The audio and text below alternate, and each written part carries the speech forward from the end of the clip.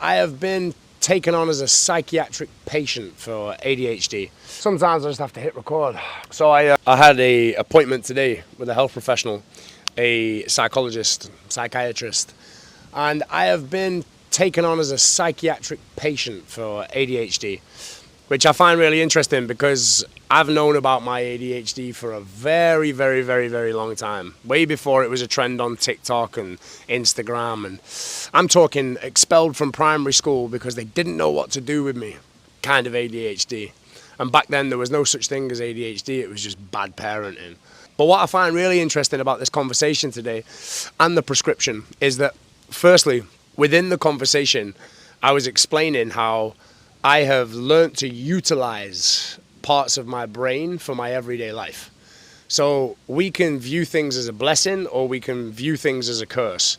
If we start to blame ADHD for everything that's going wrong in our lives, then guess what? That's going to be why everything's going wrong in your life. But if you can utilize your ADHD for forward movement and progression and understand the beautiful way in which your brain processes information, you're going to be a lot better off. So, for example, we had a conversation about dopamine and serotonin and where I get my dopamine hits. Now, if you spoke to me 13 years ago, my dopamine hits were chasing external pleasures. Whereas now, a bit older, a little bit wiser, my dopamine hits actually come from the gym. So first thing in the morning, I go to the gym, I kick the fuck out of myself, I have a great time while I'm there, I enjoy it, I keep my training interesting, dynamic, functional. I don't just bodybuild standing static in one place staring in the mirror, like I need to be moving, I need things to do. And what comes from this is an overwhelming sense of calm. After I'm done at the gym, I don't have the energy to be all over the place because I have utilized that energy first thing in the morning. The other thing that we discussed is jiu-jitsu and how jiu-jitsu is incredible for ADHD brains. Plain and simply because you're playing chess but with human body parts. You have to utilize your strength but also technique. And if you can stick it out long enough to a point where you actually get good at If you can actually stick it out long enough to a point where you become good at jiu-jitsu, you understand that the fundamentals are something that you need to be drilling over and over again, which for somebody with ADHD can become a bit of a problem because it gets boring, tedious. I know this, I want to do the next thing. I already know this, I want to do the next thing. But sticking it out and becoming great at something rather than just mediocre at something, it can really shift some of the patterns in your brain. And it can also shift how you approach future tasks. For example, I became a barber 10 plus years ago because I knew that I just lost focus in everything that I was doing. Whereas with barbering, I can't start a haircut and then walk away from it halfway through because I'm bored and I need a new focus. I mean, I could, but I'm never going to get paid. So I started to force myself to sit in the haircut.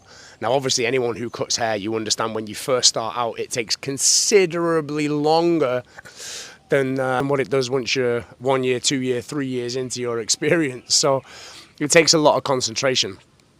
But pair that with the hyperfocus, you can be an incredible fucking barber. Like, you can be incredible at that job. Perfect job for somebody with ADHD. Let's move this down a little bit. So I am actually going to try the prescription meds. I am anti-pharmaceuticals. I have been for a very long time. Like I say, I'm 35 years old and I've never taken a prescription for ADHD. I've spent my entire life trying to learn how to utilize it. But there are certain areas in my life where I still get in my own way.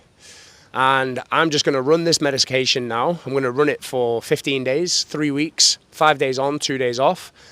And I'm just going to kind of document what I feel, what I experience throughout the process. Like, look, I'm just a normal human. I just know that with my ADHD, with my brain capacity, with the way that I process information, that I can utilize that. I can learn things at a faster rate once I know how to learn them. I can pick up new skills super fucking easy by watching them and then repeating what I've seen. At the end of the day, if your life's shit, it's not because of ADHD. It's because of you, all right? It is. It's because of you. If your mind is shit, like, it's because of you. If you've got ADHD and you're just scoffing down processed, hyper-processed foods and sugars all day, every day, then you're the problem. You're in your own fucking way. Like, if you're not drinking enough water, if your diet and exercise are not on point, don't blame ADHD for your fucking life, because it's not the ADHD, it's you.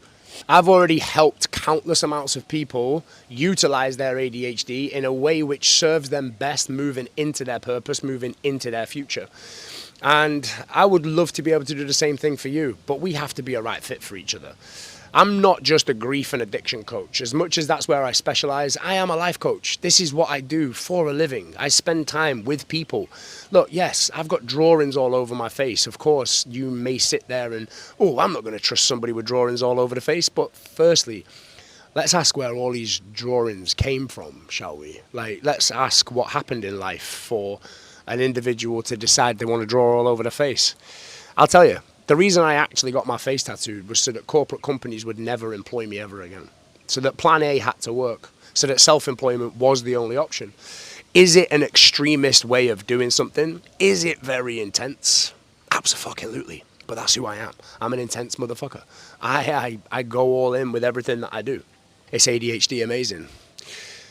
Guys, the most important thing that I can give to you on this whole fucking video and on this whole journey, no matter what it is you're trying to achieve, is firstly, stay fucking authentic. If you're wanting to put content videos out here, look, I don't care how many people like this video. I genuinely don't, because if one person watches it and gets some benefit from it, just by listening to me sat here in my garden talking away, fucking beautiful, perfect, lovely, jobs are good. This thing called love. Yeah, and we're off. Okay. So guys, if you found any benefit from this video, I would appreciate it if you would like this video, share this video, comment below, and subscribe to the channel so that I can keep putting content out, so that I can try and relate to as many people on this bloody green earth as possible, and we can make a little community of us, all right? I don't get things right all the time. I'm just human, just the same as you are, just trying to navigate this existence. But together, we can be strong. And it's all about finding the tribe, creating the vibe, finding the tribe. See you on the other side.